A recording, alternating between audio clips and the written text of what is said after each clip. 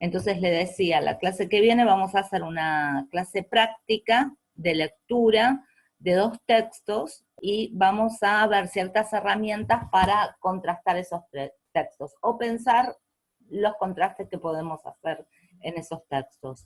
Sobre la base de esos 2 textos, ustedes van a escribir su próximo trabajo, que en realidad va a ser un texto expositivo explicativo. Vamos a mantenernos, o sea, con una subjetividad limitada, ¿sí?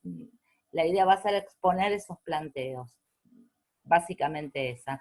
Y después, para el final, van a tomar esas exposiciones que ya hicieron en este trabajo y van a ampliar con material que ustedes incorporen, ¿sí? Ahí ya tiene que ver con las distintas, digamos, perspectivas que ustedes tengan y las distintas posturas que ustedes tengan, porque ese trabajo va a tender más hacia el polo argumentativo, ¿sí?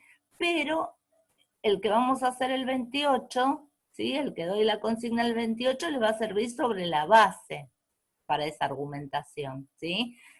Ustedes ahí ya por lo menos van a tener 2, con suerte 3 posturas en torno a un problema que vamos a trabajar la clase que viene, ¿sí?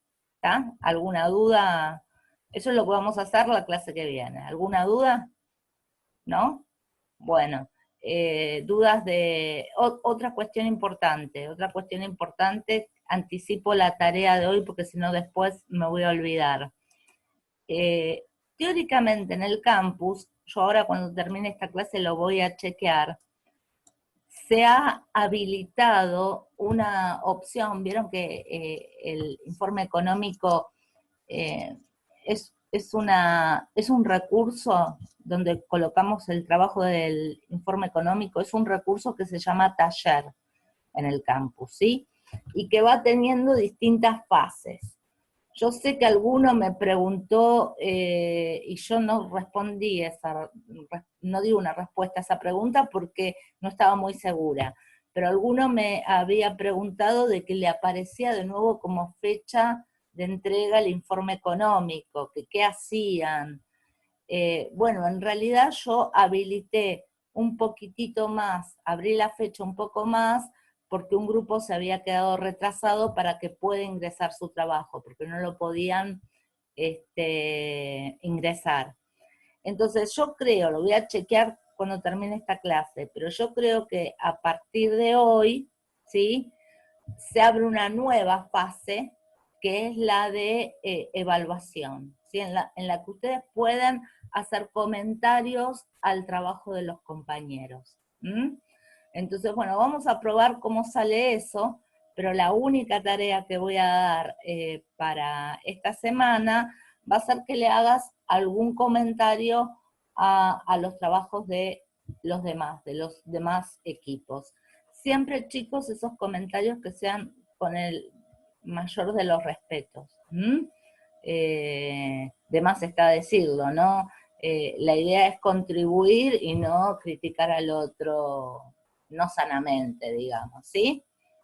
Galaxy, chicos, me están apareciendo un montón con nombres de celulares. ¿Lo hago ingresar a Galaxy? Estoy dudosa.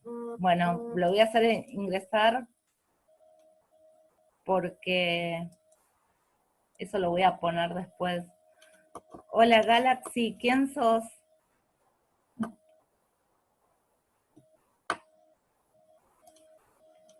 No me contesta.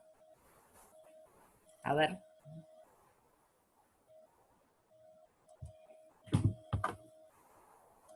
Hay un Moto E también, profe. Esa es Wanda. ¿Esa es Wanda? Sí, sí. Estuve a punto No, de no hacerla entrar también. con el nombre, Wanda, por favor, Wanda.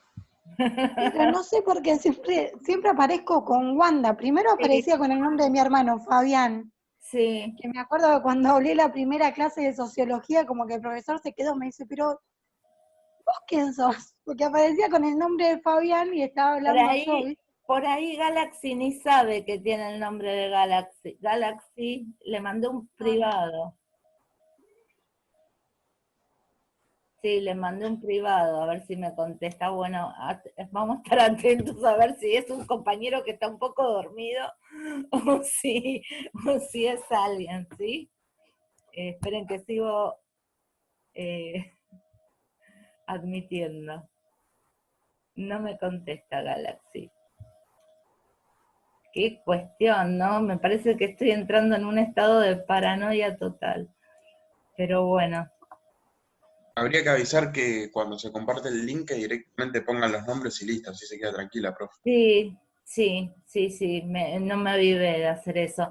Y otra de las cuestiones que me parece que nos resguarda también es que en el campus, si no tienen una clave, no pueden ingresar, ¿no? A mi materia.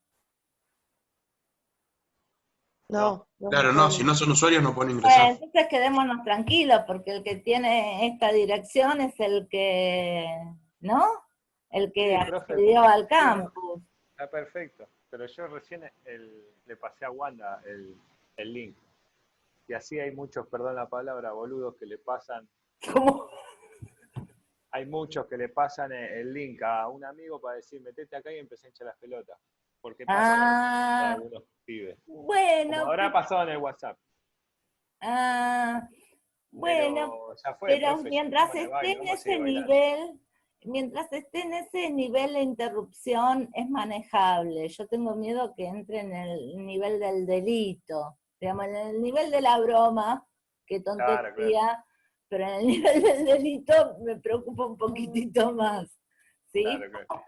Bueno, entonces les estaba diciendo, ¿qué les estaba diciendo? De la actividad de la clase que viene, ya se lo mencioné, y le estaba contando la tarea para esta semana, el trabajito para esta semana, no es una tarea de escritura, ¿sí? La tarea de escritura la vamos a tener fuertemente la semana que viene, la consigna, y ustedes van a tener tiempo de una semana para entregarlo, ¿está? Bueno, con respecto a esto, les decía, este recurso del campus se llama taller e implicaría fases. Hay una fase de envío que se colocan automáticamente, que yo la extendí un poquitito más para que las compañeras puedan ingresar su trabajo, entonces ahí se quebró la sucesión, digamos, ¿sí? Y ahora estamos en una fase de comentarios. Yo voy a entrar al campus, a ver si yo también puedo hacer comentarios o no me lo permite. Pero porque teóricamente este tipo de recursos implica la evaluación entre pares, ¿sí? Entonces es probable que yo no pueda hacer comentarios a sus trabajos en esta instancia. Pero ustedes sí. Y entonces una de las cosas que me gustaría remarcar es que en los comentarios sean constructivos, ¿no? Que no sean ataques, que sean comentarios constructivos y que de paso, bueno, ustedes pueden pensar en qué aporta el trabajo de ese grupo y qué puede mejorar, ¿no? Pensarlo desde ahí, más que desde hacer una crítica, ¿está? ¿Qué nos da de positivo, qué nos aporta? Cómo lo resolvieron, qué estrategias usaron, que fueron buenas, piolas, y qué podría mejorar ese trabajo, ¿sí? Si encuentran cosas que podrían mejorar, ¿está? Entonces, esa va a ser la actividad que tengamos, la vamos a hacer en la misma sección de la unidad 2, donde estaban, donde ustedes colgaron su informe económico, y después vamos a ver cómo termina esas fases para ver dónde yo coloco mis observaciones, ¿sí? Para que ustedes puedan tener también una devolución mía. Me parece que tiene que pasar, para que yo pueda hacer eso, me parece que tiene que pasar esta instancia de evaluación de pares, ¿está? ¿Se entendió? ¿Algún comentario sobre eso? Hoy estoy un poco más lenta porque todavía tengo me tomé un ibuprofeno, pero todavía tengo dolor de cabeza. Así que avísenme, ¿eh? ¿Mm? Bueno. Se entiende, ¿Se sí. entiende? Profe, Sí. los comentarios, o sea, ¿los tenemos que hacer sí o sí o puede ser que no? ¿Qué te parece, Belén? Si le ponemos la tarea de comentarios, yo creo que la plataforma te evalúa. Yo no, pero la plataforma te va a evaluar. Claro, si vos no comentás, ¿sí? O lo va a indicar, no sé si lo va a evaluar, porque yo traté de sacar todas las formas que implicaban que la plataforma los evalúe, ¿sí? Encontré esa más suave, que es horrible porque es una nota en inglés, me parece espantosa, pero encontré esa forma. Acá no sé muy bien qué va a pasar, ¿sí? Pero está bueno que quede un registro, algún comentario, aunque sea una virtud, ¿verdad? Siempre está bueno ver un comentario, no necesariamente tiene que ser una crítica, si ahí pasa preocupación, si tu preocupación es, bueno, y por ahí yo no lo encuentro, o no me siento en condiciones para evaluar críticamente este trabajo. Con que hagas un comentario, algún trabajo, alcanza, ¿sí? ¿Está? No se hagan comentarios al trabajo propio, al interno del grupo, sino que vayan a ver lo que hicieron sus compañeros, ¿está? ¿Sí? Bueno, continuemos con lo que estábamos viendo la clase pasada, ¿sí? Les voy a compartir. Ahora es cuando yo empiezo a perder el control de la pantalla, del chat y todo eso. Esperen que lo encuentre acá.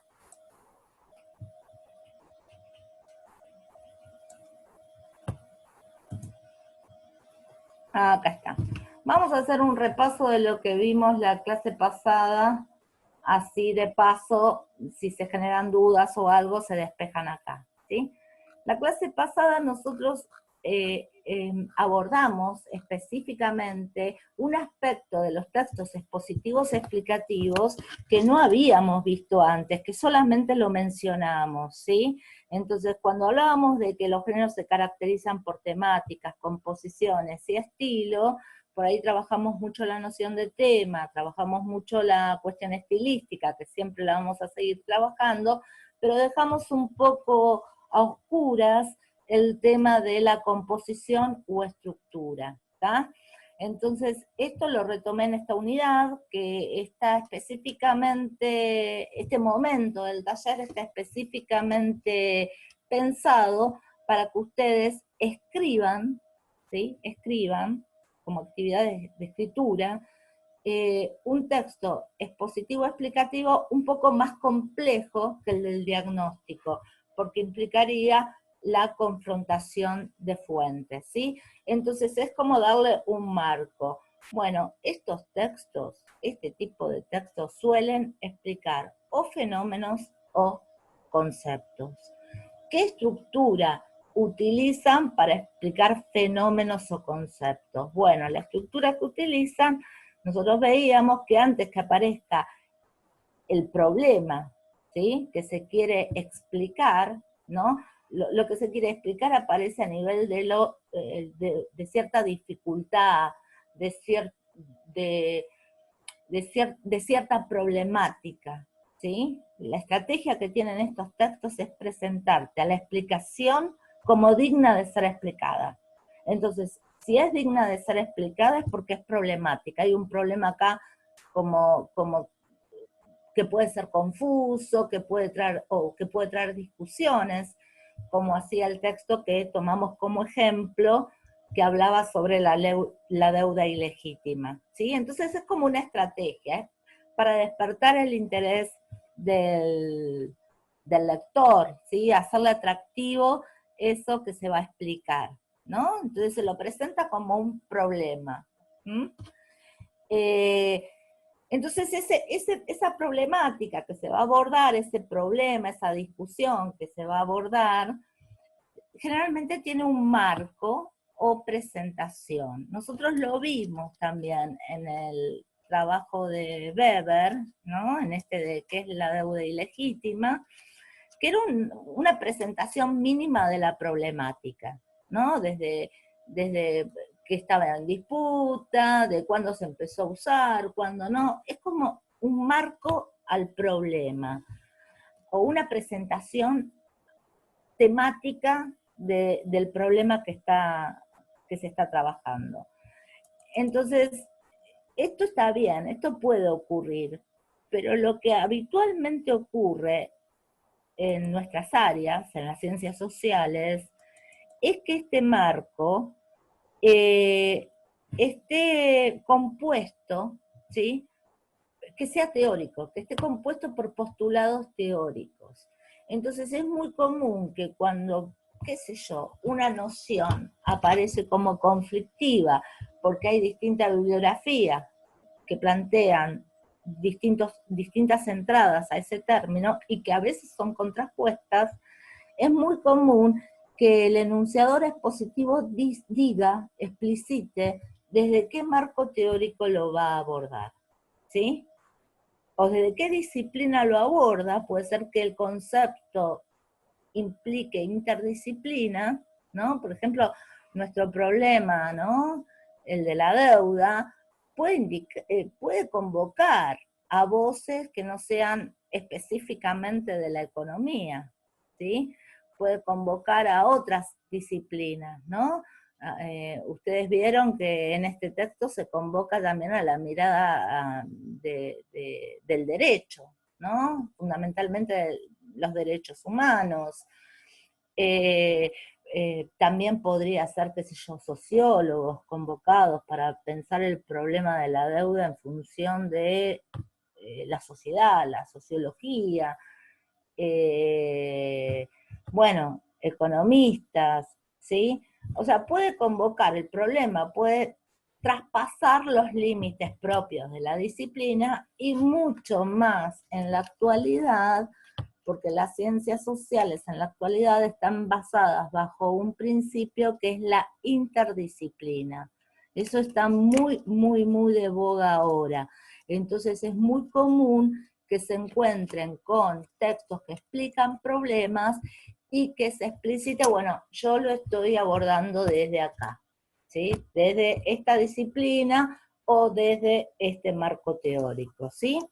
Entonces, con respecto a la presentación, que es facultativa, que puede estar o puede no estar, en el ámbito académico es muy habitual que esté, y es muy habitual que ahí, digamos, el enunciador de algún modo se posicione en el área de saber. Lo voy a ver desde tal marco, lo voy a ver desde tal disciplina, ¿sí?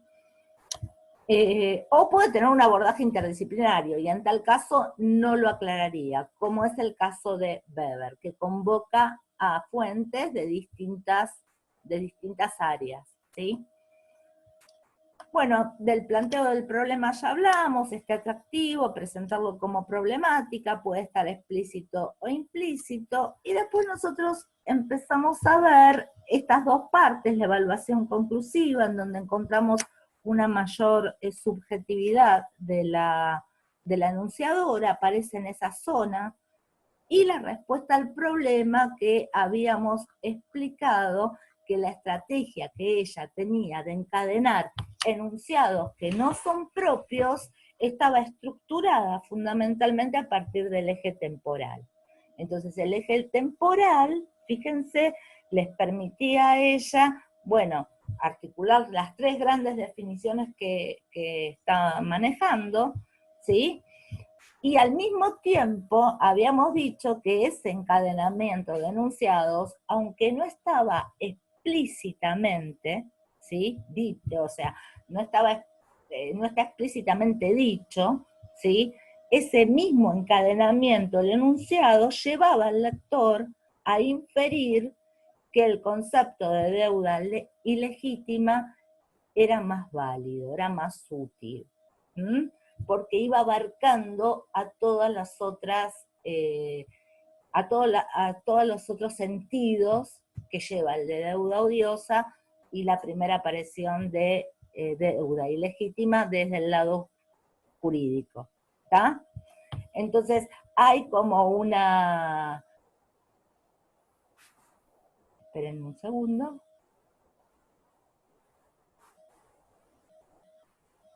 Bueno, ahí está. Hay como una... Yo había matizado esto, no es que haya una evolución total, ¿sí?, porque la autora va marcando siempre esta cuestión de disputa, ¿no? No es que este sentido está superado por este otro y ya nadie aborda el tema pensándolo como deuda odiosa, ¿no? Ella muestra que hay actualizaciones de ese concepto actuales y que todavía el campo no entró en un consenso con respecto a este tema, ¿sí? A ver, un minutito que tengo una llamada.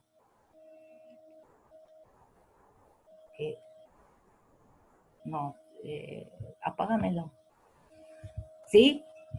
Y después nosotros, con respecto a la respuesta del problema, además de ver esa articulación temporal, empezamos a pensar, ¿sí?, el tema de los casos, ¿no? Del tema del ejemplo.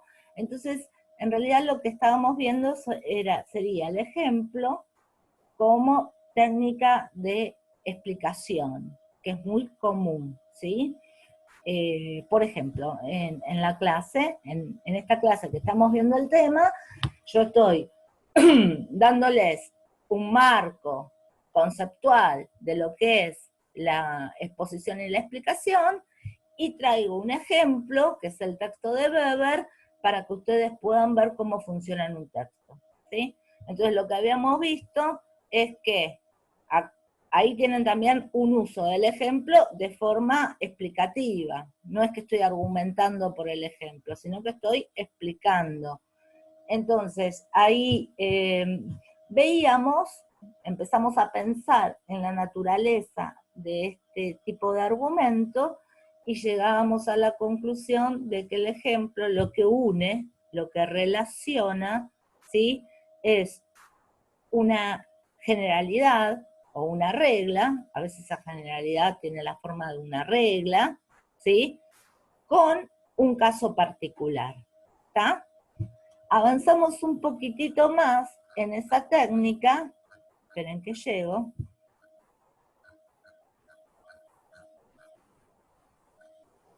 y dijimos, bueno, estábamos viendo, por ejemplo, que la causa Olmos era el caso que le permitía a la enunciadora explicar esta mirada, este concepto de deuda ilegítima. ¿Sí? Era el caso que lo llevaba a la práctica, digamos, a ese concepto. Bueno, espero que entre en algún momento. Ahí está. Y después terminamos la clase con un texto de Perón, porque ahí quería anticipar, quería mostrar, ¿sí?, cómo el caso está vinculado también a la argumentación. Y en este texto de Perón, nosotros veíamos que ese caso particular, ese ejemplo, estaba traído desde la historia.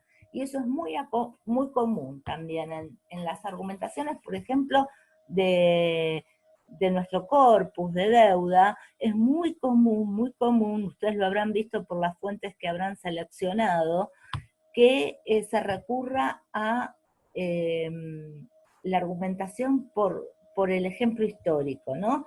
Bueno, es como que esta idea de argumentación está sostenida bajo la consideración de que la historia es una maestra de vida. La historia nos sirve para no repetir los mismos errores, ¿sí? Está esta idea detrás. Entonces, esa argumentación sostenida en esa idea va a buscar casos del pasado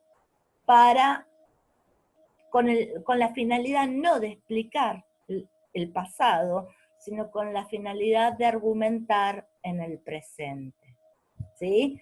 Entonces, lo que habíamos sacado de conclusión, que no está en el cuadrito de arriba de los dos polos, es que los textos expositivos explicativos pueden tener como centro un problema del pasado, pero que las argumentaciones estaban vinculadas con un problema, con algo que es un interrogante, sí o sí en el presente. En ese sentido, ese polo, el polo argumentativo, tendría un fuerte anclaje con la situación, con el presente de la enunciación, ¿no? Con el presente en el que se está enunciando, ¿sí? A ese presente se lo llama presente de la enunciación. Me va a quedar 10 minutos, tengo 10 minutos, pero después tratamos de entrar al mismo link, ¿sí? Si no llegamos a entrar al mismo link, esperamos 15 minutos y volvemos a intentar, y si no, yo ya voy a poner otra dirección, ¿ok? Bueno, entonces el texto de Perón nos permitía vincular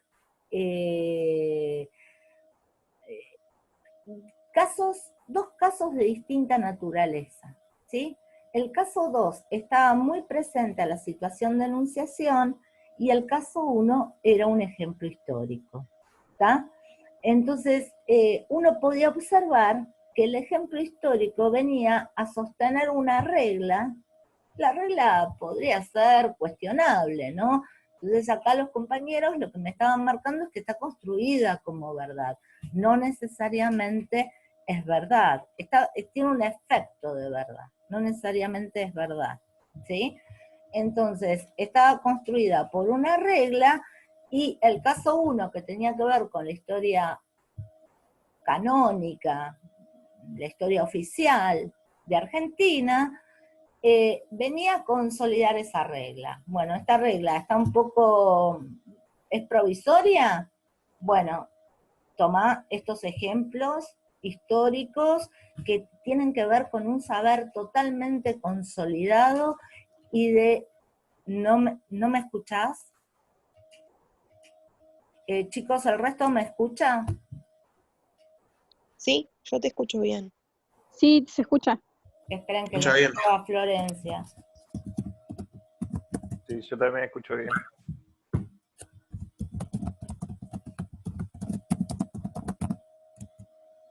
Ahí le estoy diciendo que todos escuchan bien, entonces que ella debe tener un Puede ser problema. que no haya entrado con el audio, por eso. Sí. Ahí está, ya está. Bueno, entonces esa regla podría ser problemática, se la pueden cuestionar, aparte él la enuncia, ¿eh? En algunas argumentaciones esto no está enunciado. Y a mí me gustaría después detenerme un poquitito más en esto, en cómo está construido esto, ¿sí? Lo vamos a hacer al final, si tenemos tiempo. Entonces esta regla podría ser problemática. El caso de la Revolución de Mayo y la Constitución de 1853 vendría a sostenerla, a ilustrarla, ¿sí? Porque lo que se quiere argumentar es a partir del caso 2. Lo que podría ser problemático sería a partir del caso 2. Entonces, para el pasaje de uno a otro, también tendría que haber una ley, una regla que le permita a este enunciador hacer ese pasaje. Y también Perón la enuncia, ¿sí? Bien, entonces lo que nosotros tenemos acá, en este texto, y para hacer adelanto a lo que vamos a tratar en la unidad última, son todos fenómenos que tienen que ver con razonamientos, ¿sí? O argumentos, y ahí vamos a ver después la diferencia cuando estos argumentos serían opiniones que no estarían tan sólidamente fundadas, y cuando estos argumentos en realidad tienen un tipo de legitimidad que está avalada en nuestro campo, ¿sí? En nuestra disciplina. Esto no significa que las que están avaladas en opiniones sean prejuiciosas o sean manipuladoras, ¿sí? Eso no significa en la vida diaria, no estamos manipulando en realidad, ni tenemos un fin perverso y utilizamos todo el tiempo este tipo de argumentaciones, ¿sí? Todo el tiempo, casi inconscientemente. Y muchas veces esas argumentaciones no están sostenidas en reglas que uno puede decir que sean verdaderas. Tiene que ver con el terreno de lo opinable, tiene que ver con el terreno de lo cuestionable, justamente. Bueno, entonces les decía, acá, en este discurso, hay muchos tipos de razonamiento, ¿sí? El razonamiento que utiliza el ejemplo se llama inducción, ¿sí? Es el método inductivo para razonar. El razonamiento que vincula estos dos ejemplos se llama abducción, y es un método, ¿no? Es de algún modo, a partir del caso 1, del caso 2, hago una regla de pasaje. Y el razonamiento interno que se encuentran en estas reglas, ¿no? En estas verdades, se llama deducción. O sea que en este discurso tienen todo el despliegue de las vías o de los métodos para argumentar, ¿sí? Nos vamos a encontrar para la clase que viene, cuando empecemos a hacer el trabajito de lectura, que vamos a leer argumentaciones. Entonces está bueno este adelanto, ¿no? Porque uno puede ir haciendo en la lectura, ir destacando cuáles son los argumentos. Y para saber cuáles son los argumentos, nos puede ayudar saber cuáles son las formas de argumentar, ¿sí? Fíjense que la inducción, el método inductivo, obviamente relaciona, saca la verdad a partir del caso. El caso viene a conformar la regla, ¿sí? La deducción es como ustedes pueden ver en esta ley de paso acá, ¿no? Básicamente, ¿qué estaría diciendo Perón? Que el tiempo desnaturaliza o las cosas, ¿sí? Las cosas que se decidieron en el pasado, en el presente pueden no tener validez porque están bajo un nuevo contexto. Entonces, pide entonces que hay que atender a ese nuevo contexto y hay que cambiar, ¿no? Entonces después todo su argumento está pensado sobre la base de 1853 a 1949 las cosas cambiaron. Luego las leyes tienen que cambiar. Entonces, en realidad lo que hay ahí, a diferencia del ejemplo, es que hay ciertos enunciados que funcionan como premisas y que esas premisas, por un razonamiento lógico, tratan de llegar a una conclusión, ¿sí? Entonces, fíjense cómo se constituyen esas premisas. Había como un enunciado general. El tiempo hace que las cosas tengan que cambiar. Habría como una verdad, algo construido desde la verdad. Después hay un dato, ¿no? Bueno, el dato es que de 1853 a 1949 las cosas cambiaron. Entonces eso es como un dato. Vean el diferente estatuto que tiene la regla, la premisa que es regla, con la premisa que es dato.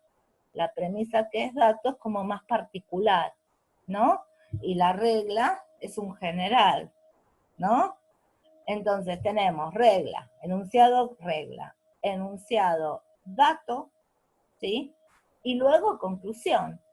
La conclusión es, hay que reformar la Constitución. Entonces, como ya terminé esta idea y nos va a cortar, cortemos acá, ¿sí? Y tratemos de engancharnos ahora, ¿les parece?